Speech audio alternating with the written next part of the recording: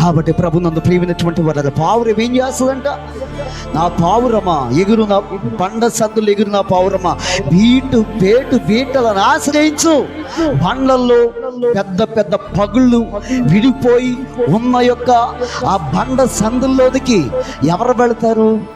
పావురము వెళ్ళి ఆ బండ సందులను ఆశ్రయించి నివాసము చేసేదిగా ఉంటుంది. దేవునికి స్తుతి కలుగును గాక, దేవునికి మహిమ కలుగును గాక. కాబట్టి ప్రభునందు ప్రియమైనటువంటి వారు, క్రైస్తవ విశ్వాసి కూడా బాధలు వచ్చినప్పుడు, శ్రమలు వచ్చినప్పుడు, కష్టాల్లో ఉన్నప్పుడు, నష్టాల్లో ఉన్నప్పుడు, దిక్కులేని స్థితులలో ఉన్నప్పుడు, మూలుగు పెట్టే సమయంలో